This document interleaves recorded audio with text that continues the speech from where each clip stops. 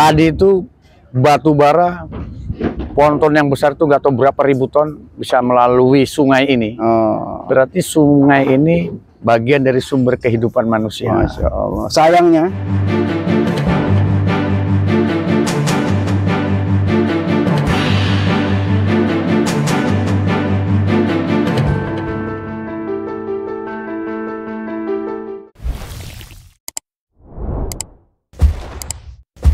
Assalamualaikum warahmatullahi wabarakatuh. Waalaikumsalam warahmatullahi wabarakatuh. Jumpa lagi di Khas Channel On Spot di pinggir Sungai Musi.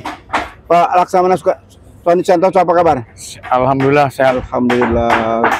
Kita coba bisik-bisik ya. Iya, bisik-bisik. Samping Sungai Musi. Betul, itu pas batu bara. Batu bara yang mengalir terus. Mengalir terus dari luar biasa. Ya. Di samping belakang kita ada jembatan Ampera. Betul. Waduh, Ampera. Ini tempat kita posting acara ini adalah bangunan musola yang udah umurnya 200 tahun. Musola. Apa namanya nih? Jadi masa kecil saya di sini, waduh, kehidupan saya tuh hampir tiap hari kita bergelut dengan pencarian, iya, yaitu dengan ikan, udang dan sebagainya. Iya, iya. Jadi Sungai Musi ini membawa berkah yang luar biasa. Dari sana Musi, sini Musi juga ya? Sama, ini dari sana daerah dusun namanya. Dusun. Kalau ke sana yang ke arah ke luar. Keluar ya? Nah, sampai ke laut lepas. Laut lepas itu ya? Nanti di sana ada perbatasan antara air asin dan air tawar. Ya. Gitu. Masya Allah. Itu kontainer ya? Nah, jadi setiap hari ya kapal lalu lalang ini dulu jembatan Musi itu bisa diangkat. Jadi kalau kapal yang besar dia akan lewat ya? Diangkat kapal besar lewat. Oh, gitu. Hidrolik ya? Ya, hidrolik. Tapi sudah beberapa tahun terakhir itu tidak bisa dipakai lagi. Tahun berapa tuh dibuat tuh?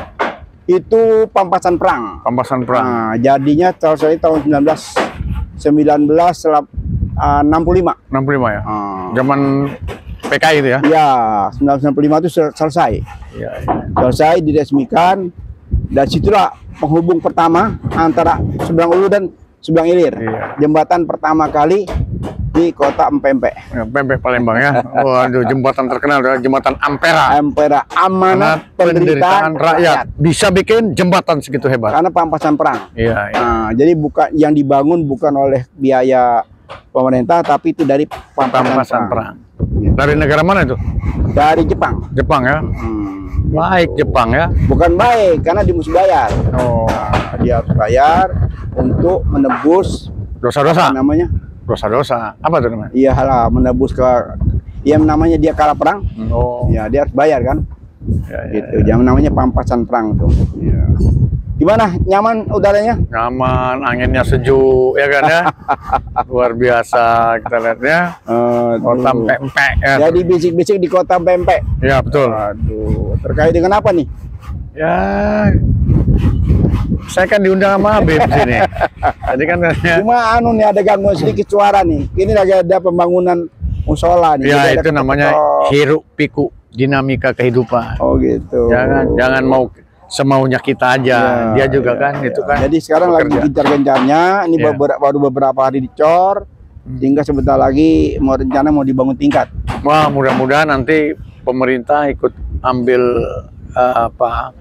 dalam hal ini ya. Ini kan termasuk reklamasi ini kan. Jadi enggak, ini murni masyarakat. Oh, murni.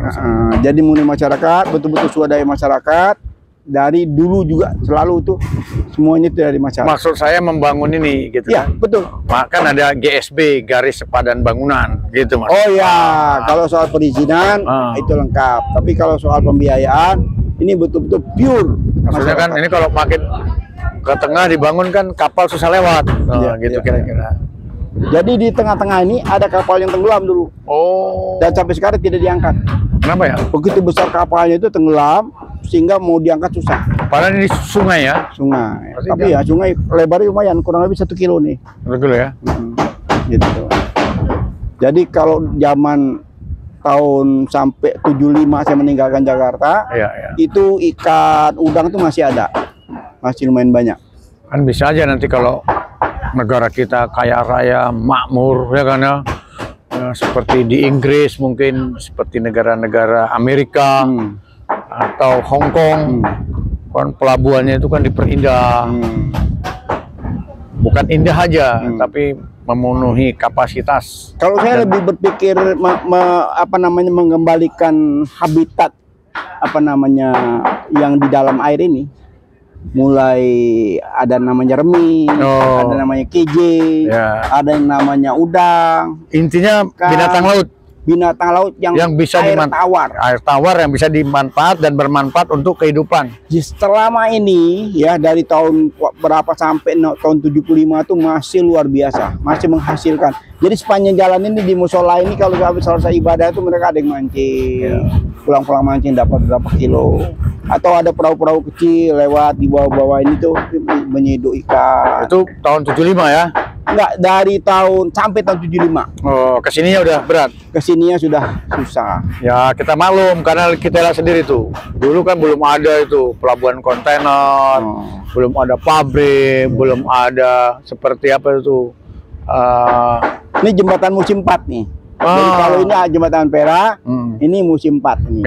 Ini kira-kira baru beberapa tahun lalu dibangun. Itu pembangunan tadi kan, makanya di pinggiran sungai ini juga banyak sekali kita lihat. Rencana Pemda setahu saya itu ini nanti sepanjang jalannya dibuat semacam pantai.